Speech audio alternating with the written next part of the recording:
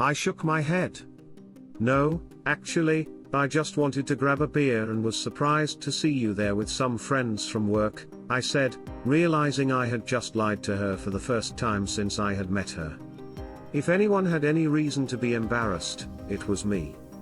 Imagine what went through my head when I saw my wife, the love of my life and best friend in the world, sitting there with some woman. And imagine how I felt when I saw you take off your wedding ring like you were embarrassed to admit you were married to me, right? You've played me for a fool, but every shattered dream must find its end. Hey, woman, you're feeling blue because you've exhausted all your manipulative tricks. I reached over to the radio and tuned into one of those late-night talk shows discussing paranormal phenomena like Bigfoot or UFO sightings. The same song had been on repeat for hours, and I couldn't bear to hear it anymore. Why, you may wonder? It's straightforward, it stirred up too many memories of the woman I left behind. Scratch that, I didn't just leave, I fled. But let's rewind to the beginning. I'm Stan Shipman, and I've been married to Lucy, formerly Lucy Dalton, for 5 years. We had a high school crush on each other, and I foolishly believed we were destined for each other. We tied the knot straight out of high school, yeah, a major misstep, I know, but love blinded us to the reality. Oh, how mistaken I was. Money wasn't the problem, I'm a skilled welder by trade. I've been at it since I was a kid. My father, also a welder, taught me everything I needed to know. I've been fusing metal since I was old enough to handle a welding torch safely. As a child, I yearned to join my father on construction sites, but union regulations and insurance policies barred me. Yet, my father ran a small home workshop, and he always found something for me to do. It was a valuable learning experience, and I relished every moment. After high school, I pursued formal welding training, but I quickly grew bored with the classes as I already possessed extensive knowledge. So, I challenged the certification exam and astounded all the instructors. Armed with my certificate, I dove straight into work, leveraging my wealth of experience to not only weld but also fabricate and assemble parts. I earned good money, especially on lucrative out-of-state contracts. I even dabbled in underwater welding, raking in substantial earnings. I supported Lucy's college education with my earnings, and now she's flourishing as a paralegal at a prestigious downtown law firm. So why am I running, and why am I now on the freeway in the middle of the night? The answer is the two-legged creature I married and her evil friend. Oh yes, Lucy was so sweet and bright when we were younger, but things can change, and they did. Don't get me wrong, I loved this woman and was more than happy to pay for her college. Her parents were sure I would have to go into debt up to my eyeballs to make it happen, but they grossly underestimated me. On her graduation day, they were just as proud of me as they were of her. In fact, thanks to me, she graduated without a dime of student debt. But it all went downhill after she started working at the law firm of McMaster and Fredericks. Things were fine for the first couple of months, but they got worse as time went on. To begin with, some of her female co-workers, if nothing else, were a bad influence on her. Lucy started going to hen parties with them once a week, usually on Wednesday nights. I didn't mind at first since she usually got home early enough for us to enjoy the evening together, and I was often at the construction site busting my ass. But eventually, she started going out on Wednesday and Friday nights. It pissed me off that we usually had date night on Fridays. When I reminded Lucy of this, she replied, "We can always go out on Saturdays. I deserve that time with my friends." Then she started staying out longer and longer. It got to the point where she wasn't home until early Saturday morning. If I tried to call her number to see if she was okay, the call always went to voicemail. Finally, I got fed up, so I sat her down at the table to talk about it. "We need to talk," I said one Saturday morning over a cup of coffee.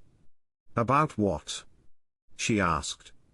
About your Friday night parties, I said. Friday used to be our date day, but lately, you've been partying until almost 4 in the morning on Saturdays. What the hell is going on? I hardly ever see you. The girls from the office and I like to go out and relax with a few drinks, she said, and sometimes we dance. That's about it. I know these clubs usually close no later than 1 o'clock in the morning. I told her, but you were there much later. What's going on? Are you seeing someone else? Of course not, she replied with a heavy sigh. If you really want to know, we go out to eat sometimes. Yeah, but before 4 in the morning. I asked. Sometimes, Lucy said. Well, this needs to stop, I told her. You have to make a decision, you're either my wife or their friend. They already see you more often than I do. I don't mind one night with the girls, but I feel like you're taking advantage of me. I'm sorry, she said. If you want, I'll stop seeing the girls on Fridays. I think that's a good idea, I said. That way, we can spend time together. She nodded in agreement and went to take a shower. I took the opportunity to get her phone out of her purse and installed a phone finder app to keep track of where she was. Partly I hated to do it, but I felt I had to do it just for my own peace of mind. Things were fine for a few weeks, but Lucy fell back into her old habits, and soon she was back to leaving the house on Wednesday and Friday nights. I needed to find out what the hell was going on, so I fired up my phone lookup app and figured out where she was. After coming home from work that Friday, I cleaned up a bit, and then headed to the club where she and her friends were. It wasn't really a club, more like a bar with a DJ, and a dance floor. I walked in and noticed her right away. She was sitting with a group of 4 women and 3 men. I noticed that Lucy was chatting quite nicely with one guy sitting next to her, even too much so, if you know what I mean. They were completely oblivious to my presence until I was right at their table. Everyone but Lucy looked at me, and the guy next to her spoke up. "What do you want?" he asked, giving me a look like he was going to kick my ass. "I just got home from work and decided to grab a beer," I said, causing Lucy to look at me in surprise. "So, I walk into this bar, and look what I found. Aren't you going to introduce me to your friends?" Lucy looked around nervously. She was clearly embarrassed. "Everyone," she said, "this is Stan, he's my husband," she added finally. "Stan, this is everyone." "Well, hello everyone," I said sarcastically. I saw that she wasn't wearing a wedding or engagement ring. "You didn't happen to forget anything, did you?" I asked, looking at her left hand. "I took the rings off so I wouldn't lose them," she said. I thought to myself, but I decided not to insist. "I see," I said. The guy next to her stood up and stuck out his chest. He held out his hand, and I took it. "Jake," he said. "Jake Rollins. Lucy and I work together a lot," he added with a smirk. The rest of us chuckled a little, except Lucy. He squeezed my hand in a vain attempt to intimidate me, and assert himself as the alpha male. It didn't work, so I squeezed it back and squeezed his soft, feminine hand in mine as hard as I could. I could see he was in pain, so I let go. "I was just about to ask your wife to dance, if you don't mind," he said, rubbing his hand. I looked at Lucy. "Is that true?" I asked her. She looked at me and slowly nodded her head. I figured this was a chance to find out what was really going on, so I nodded my head and gave him permission. "Yes," I said. "Just watch your hands and know that this is my wife, and I'll be watching you." He nodded his head as Lucy rose from her seat. After she stood up, I sat down in the seat Jake had previously occupied and ordered a beer. Most of the others had already left for an unknown destination. "You don't own her, you know," the girl next to me said as I waited for my beer. What about you? I asked. Marie. She replied, Marie Compton. I've been mentoring Lucy a little bit, you know, show her how to do things and stuff. So, Marie Compton, I said, teasing the way she and Jake introduced themselves to each other. Who are you that I need to get marriage advice from? I'm Lucy's friend, and like I said, I'm mentoring her, she said, taking a sip of her drink. The partners like her work, and they have big plans for her. I didn't like her smug attitude and wondered what kind of nonsense she was feeding Lucy. All right, Marie, I said. I never said Lucy belongs to me, but I am her husband. If something happens that interferes with our marriage, I need to know about it. Truth be told, Stan, Lucy needs to expand her horizons a bit, Marie said. All she's ever known is college and you. She needs to, you know, spread her wings a little. Expand her horizons and spread her wings, huh? I asked. Anything else she needs to spread? No need to be rude, Marie said, but now that you mention it, yes, there are probably other things she needs to experience. Of course, you'll only benefit in the long run, huh? How? I asked. Well, maybe she'll learn something she can bring home to you, Marie said with a smile. After all, you probably pick up a part-time job when you go out to earn money, don't you? No, Marie, I don't, I said. I go to work my ass off, give my best, get paid, and come home. I love Lucy, and I would never do anything to hurt her or jeopardize my marriage. Maybe you're the one who needs to broaden your horizons a bit, she said with a smirk. I take my wedding vows very seriously, I said, and I believe Lucy will do the same. I don't see a ring on your finger, have you ever been married? A couple of times, actually, she replied.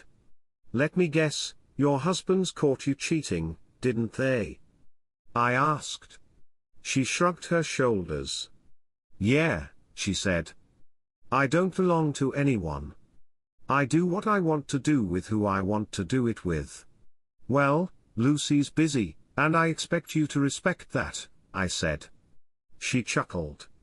Yeah, you'll keep thinking that, she said. By then, Jake and Lucy had returned from the dance floor. I stood up so Lucy could sit between me and Marie.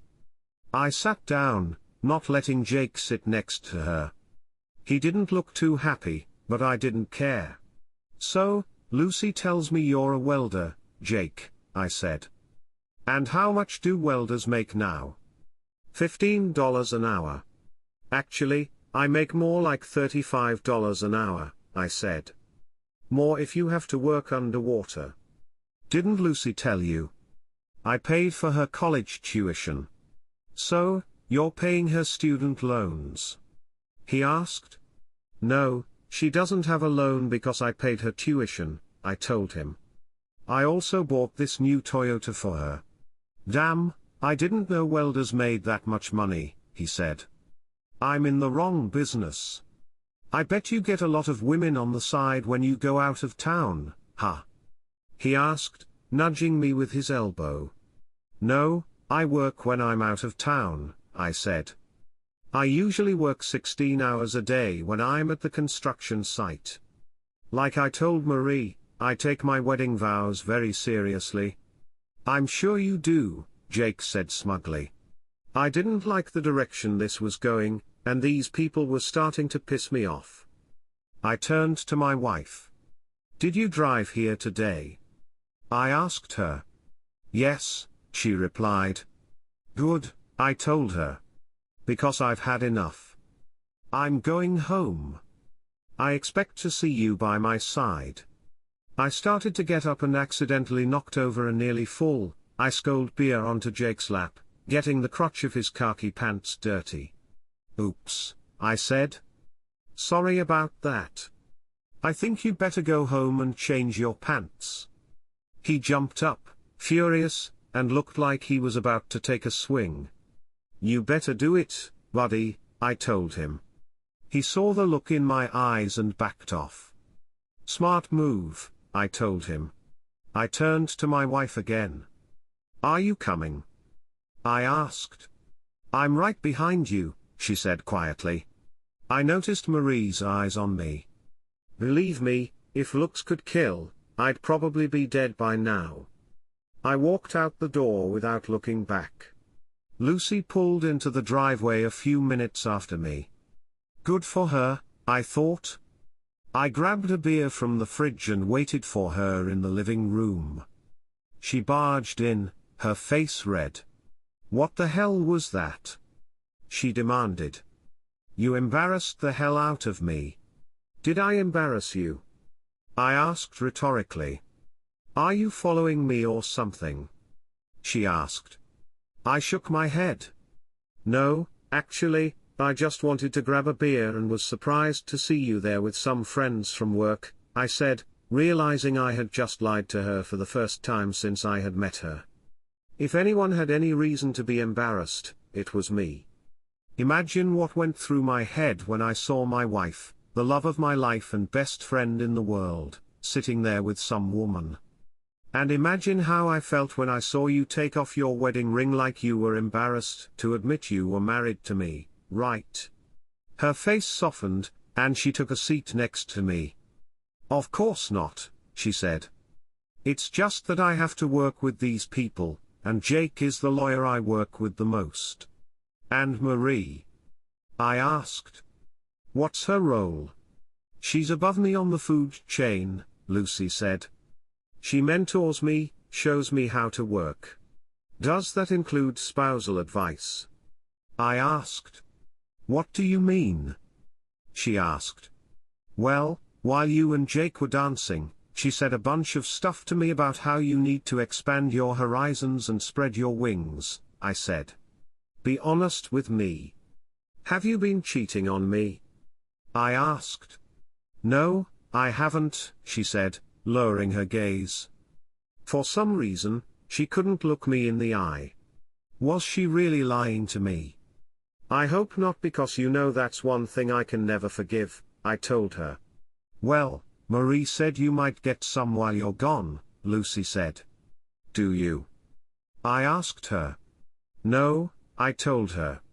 We've known each other probably since 6th grade. Have you ever known me to be unfaithful to you? She shook her head. No, she said quietly. I've never cheated on you, and I'm not going to, I said. I love you too much to disrespect and hurt you like this. Besides, when I'm not here, I'm too busy working.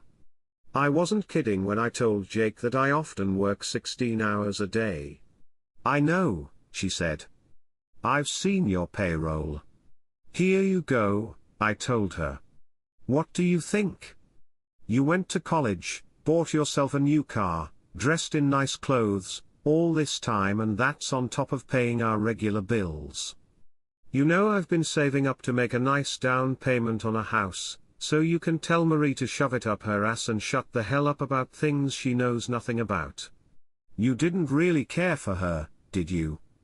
Asked Lucy. No, not at all, I said. I don't like the way she feeds you. It's the same with Jake. I don't trust either of them. Did you know she's been divorced twice for cheating? Lucy looked at me, shocked. How do you know that? She asked. She told me? I replied and seemed awfully proud of it. I have a feeling those two are up to something and intend to bring you down with them. You haven't done anything wrong, have you, Stan? No, I haven't, she said. It's just what I asked. I like going out with them, she told me. Well, I like meeting you too, I told her. Do you think you could start spending time with your husband? Sure, she said, as she put her arms around my neck. I'm sorry. It's okay, I told her. You know, I've only wanted 3 things in life, which is what she asked first. To be married to you, I said. 2, to be the best welder around, and 3, to have a family with you," she smiled, snuggling closer to me. "Well, you've got the first two items," she said. "Do you want to work on the third?" It was my turn to smile. "Let go," I said. We ran to the bedroom and spent the rest of the night making love. Things seemed to calm down for another couple of months.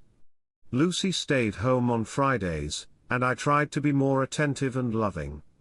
I purposely didn't mention Marie or Jake anymore because I believed Lucy would do the right thing. And then it happened. I came home one Friday night and found the house dark with only a few candles burning on the dining room table. The smell of lasagna wafted from the kitchen, and I figured Lucy had cooked something special. I made my way into the dining room and saw that our best china was on the table. Turning around, I saw her, my beautiful wife. "Do you like what you see?" she asked. I nodded my head. "I'm glad," she said. "Tonight is going to be special." "Why?" I asked.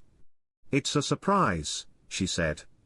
"Go get cleaned up, and then sit down while I make dinner." I went into the bedroom and cleaned myself up, changing into my work clothes. By the time I had washed up and returned to the dining room, Lucy had already served the lasagna and even poured us each a glass of wine.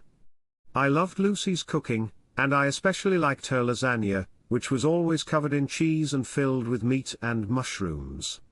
"I don't even know what's more tempting, you or the lasagna," I said, sitting down at the table. She giggled, sitting down. "Well, I hope you enjoy both tonight," she said with a smile. I dug into my lasagna, and it was delicious as always. Once I was done with everything, I found myself feeling a little weird. I tried to stand up, but I felt so dizzy that I almost fell over. I looked at Lucy in confusion. What had she done? I asked myself.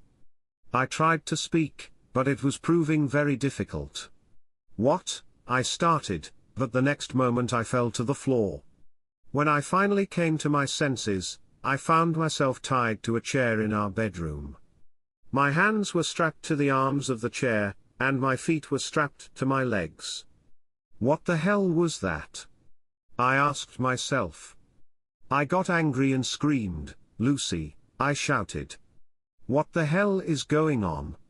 A few minutes later, Lucy walked into the bedroom, but she wasn't alone. Marie was with her. "What the hell is this?" I asked. "Get me the hell out of this chair now." "I'm sorry, honey," Lucy said. Marie said, "It was better this way." "Better for what?" I demanded. "So you can see your wife expand her horizons," Marie said calmly. "Was it your idea to tie her to this chair?" I asked. "Of course it was," Marie replied.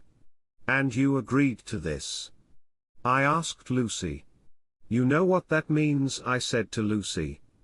"I'm sorry," Lucy said, "but Marie said it was the only way out." "Believe me, please. It won't affect us in any way. I still love you, and I never fantasized. And yes, it does affect us. I told you I wouldn't tolerate cheating. And what the hell is that thing you put on me?" I asked her. "I swear to God," I said to Lucy, "I never fantasized about this. And I promise that if you don't untie me from this goddamn chair and get this thing off me right now, we're screwed." "Please don't do this," Lucy begged. "It's just one night. I'll let you go when we're done." I shook my head. "You're not that stupid, Lucy," I told her. "Let me go right now." Then two men came in and started doing it to my wife. She then let me go, but I immediately got dressed and went to the phone. "What are you doing?" she asked as I dialed 911. I may be a welder, but I'm not stupid. I knew what she and her accomplices were doing was highly illegal, and I intended to see them in jail that very night.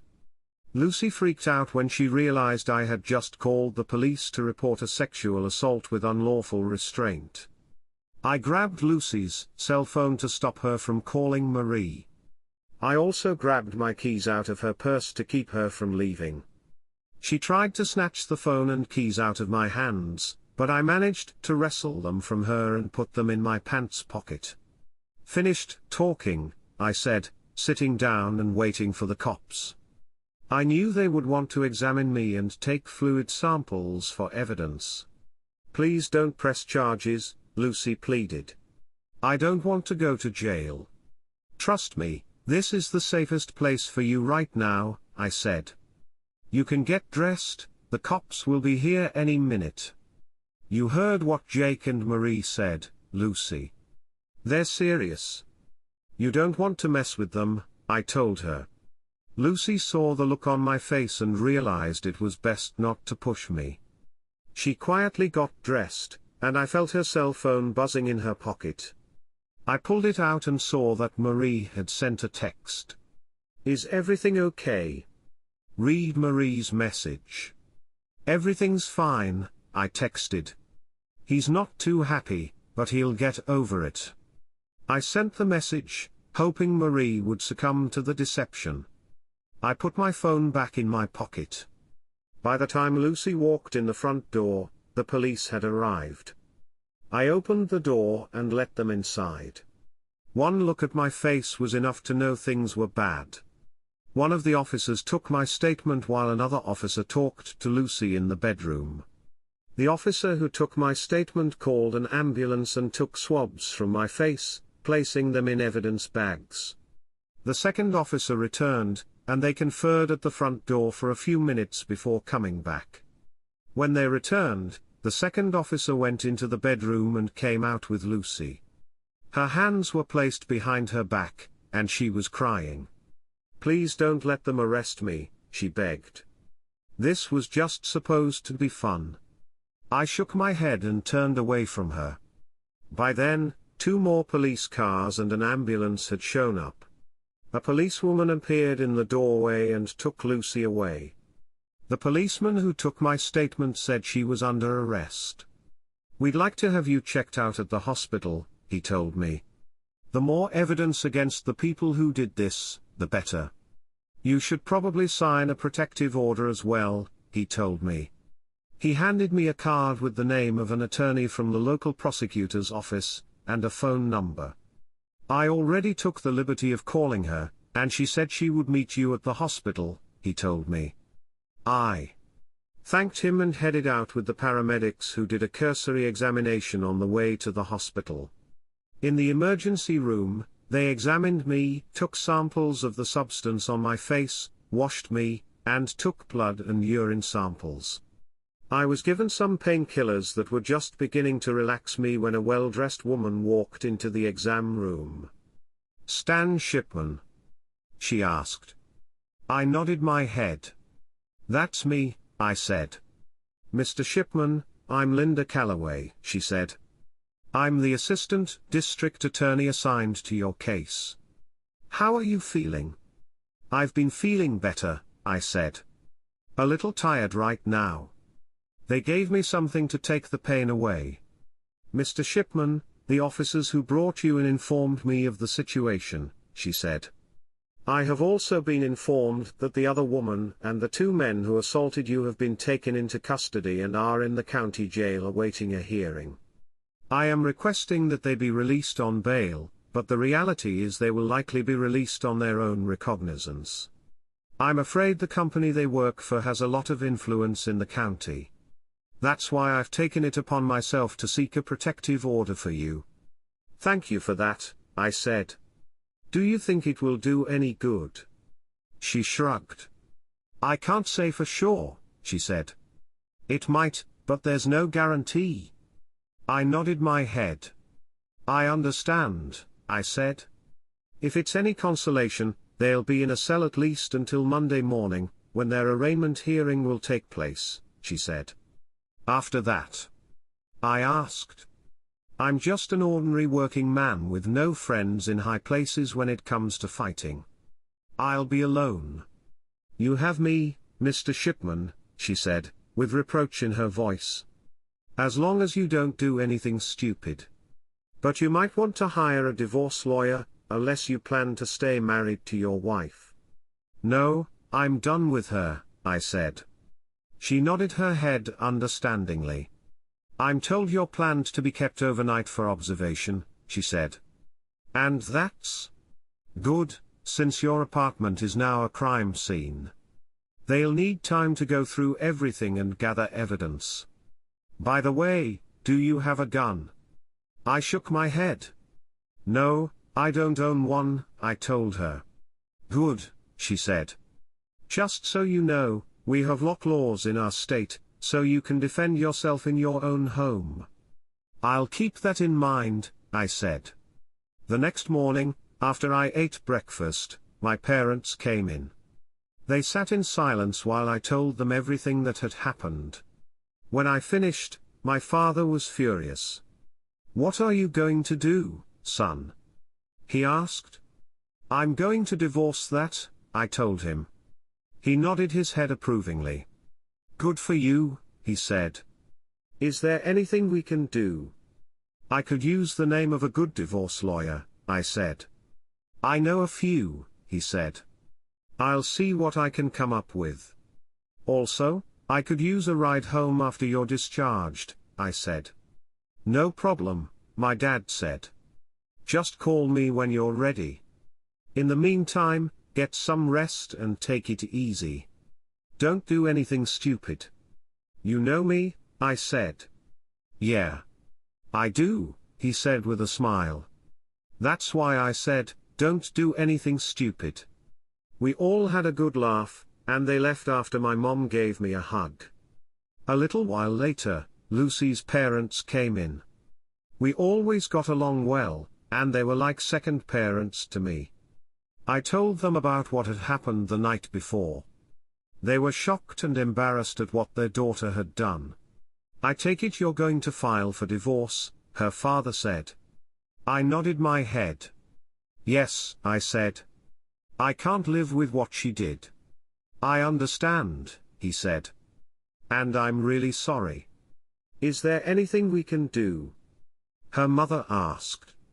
If Lucy gets out of jail, she's going to need a place to stay, I said. The Ada will get a protective order, so she won't be able to stay in the apartment. She can stay with us, her mother said. Thank you, I told her. We said goodbye, and they left. The doctor came in a couple of hours later and examined me. He deemed me fit to be discharged, and the nurses began the paperwork. I knew it would take a while, so I called my dad and let him know. My parents returned just as the paperwork was being finalized. After the nurse gave me instructions, she put me in my wheelchair and took me to the loading area where my dad's car was parked. They helped me get in, and we drove off. Soon, we pulled up to the apartment. Dad helped me to the door, and we said goodbye again. Remember, he said, if you need anything, just call. Thanks, Dad, I said.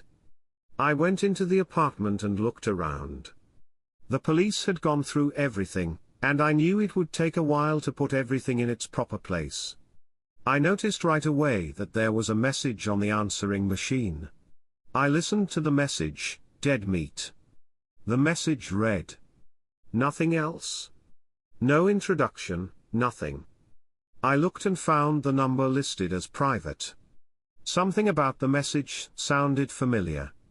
So, I listened to it a few more times, and then it hit me. It wasn't a person speaking directly into the receiver. I recognized the phrase from one of the old Rocky movies, specifically the Mr. T movie. Whoever had sent the message had recorded it and then played it back over the phone. A few minutes after I guessed this, the doorbell rang. I looked through the peephole and saw a rather young, attractive brunette standing outside the door. I remembered seeing her at the club when I first met Jake. I looked closely, but I didn't see anyone else with her. A thought flashed through my mind, and I pulled my cell phone out of my shirt pocket. I activated the camera and set it to record, then put it back in my pocket. Then I opened the door but didn't remove the chain. Yes. I asked. Mr. Shipman? She asked quietly. That's me, I said. And you're Holly Brinkman, she said. I work with your wife. May I come in, please? Are you alone? I asked. Yes, I'm alone, she replied. I closed the door to disconnect the chain and opened it again to let her inside. After she entered, I closed and locked the door. What can I do for you, Miss Brinkman? I asked. Please call me Holly, she said. Okay, Holly, I said again. How can I help you? She handed me a manila envelope.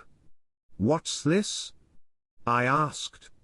Open it, please, she said quietly. I opened the folder and looked inside, seeing a couple of pictures. I put the envelope on the coffee table and went to the kitchen, where I grabbed a pair of latex gloves. I didn't want to risk getting my fingerprints on anything. When I returned, I pulled out the pictures and was shocked at what I saw. The pictures showed a man who had passed away. Who is that? I asked. It was my husband, she said, tears streaming down her cheeks. His name was Brian. Did you report it? I asked. She nodded her head. Yes, she said. The police ruled it a suicide. How? I asked. You don't understand, she said. The firm we work for has friends in very high and low circles. They own most of the police force, and several judges are on their payroll as well. I see, I said. Did Jake do this? She shrugged. I don't know, she said.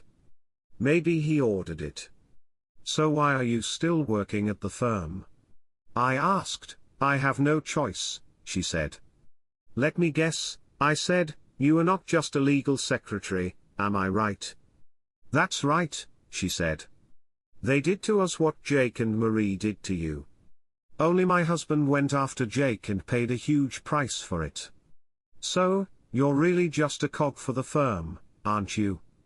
I asked. She nodded. Yes, she said. My job is to be available to the lawyers and their clients.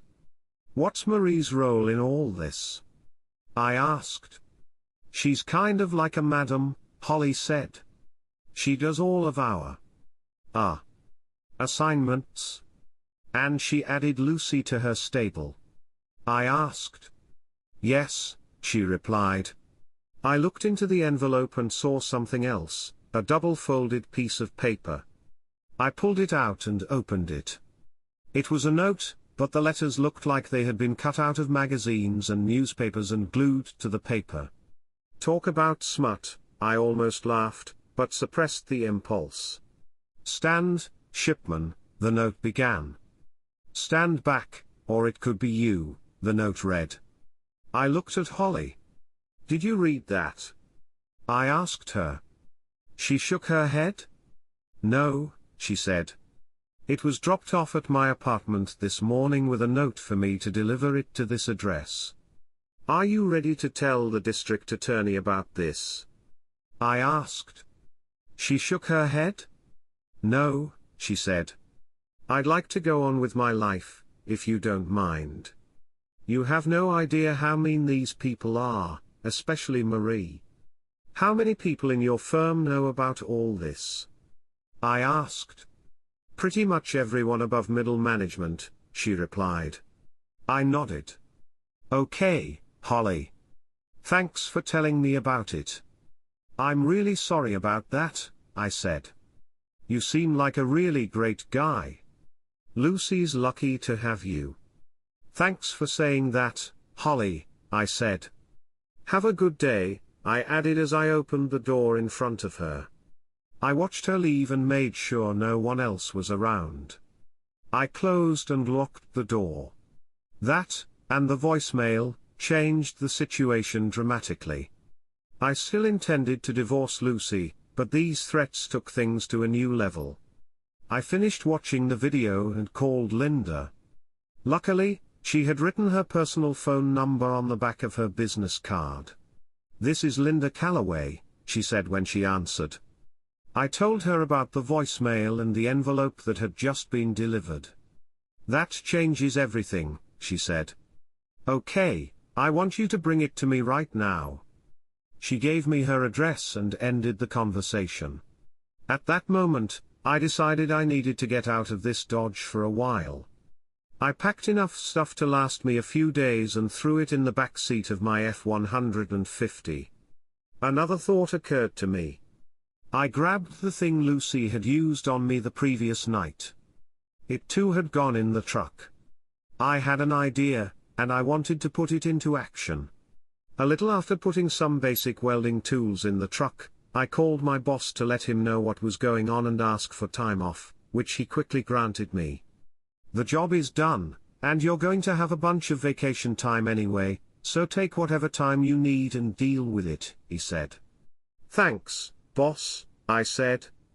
I checked everything one more time, locked the door, and walked out. I made it to Linda's apartment in less than 30 minutes. She was shocked when she saw the pictures and the note. "I also have a videotape of a conversation with the woman who brought this," I said. "It's very enlightening." "Let me see it," she said. I pulled out my phone and played her the video. "Oh my God," she sighed when the video ended. "That explains a lot. Could you give me a copy of this?" I handed her my phone so she could do what she needed to do. When she was done, she handed the phone back. It was then that I realized that Lucy's phone was still in my pocket. I pulled it out and held it out to her. "What's this?" asked Linda. "It's Lucy's phone," I said. "I put it in my pocket the night Jake attacked me. I completely forgot about it until now. Maybe you can find something in there. I'll have our guys take a look," she said. Then she leaned back in her chair. "On second thought, maybe I should contact the state or federal authorities. If what Holly said is true, I can't even trust our own police department." She looked up at me before continuing. "What are you going to do?" "I'm going to leave town for a while," I said. She nodded. "What about custody?" "Maybe we should put you in the witness protection program," she said. "Yeah, sure," I said. "Then Jake and his cronies will know exactly where I am." "No thanks." "Okay," she said. "Just let me know where you are." "Okay," I said. I headed for the exit, not knowing where to go. All I knew was that I needed to get away from this for a while. I stopped at the bank, withdrew as much cash as I could, and drove on, constantly watching for cars that might be following me. All I could think about were pictures of that poor guy who got killed for not wanting to be Jake and Marie's cuckold. I knew that if I wasn't careful, it would happen to me. It was late in the afternoon when it finally got to me. I stopped at a bus stop and made a phone call. I hoped it wasn't too late, and thankfully it wasn't. "Yes," said the gruff voice on the other end of the line. "Dave, it's me, Stan," I said. Dave was an old friend of mine. We'd worked different jobs together and got along pretty well. "Stan, you old son of a," he said. "What the hell is going on, man? I got a little problem and I was wondering if I could come over to your place for a couple of days," I said. "Sure, buddy," he said. "You can come over. Just do me a favor and grab a couple of 6-packs, if you don't mind." "No problem, buddy," I said. "I'll see you in a few hours." "See you," he said, and ended the conversation. Feeling better, I pulled onto the freeway, and headed north. Along the way, I spotted a convenience store, stopped, and bought a couple of 6-packs of beer, as well as a styrofoam cooler and ice to keep it cold. I also heated up my coffee and decided to pick up a couple packs of cigarettes. I didn't normally smoke, but I knew Dave smoked and thought he would appreciate the gesture. After all, he'd let me stay with him for a while, so I considered myself indebted at least to him. Dave Brolin was about 15 years older than me and worked with my father. That's how we met. He stayed with us several times when he worked in our neighborhood and was something of a big brother to me. I learned a lot from him working in my father's shop.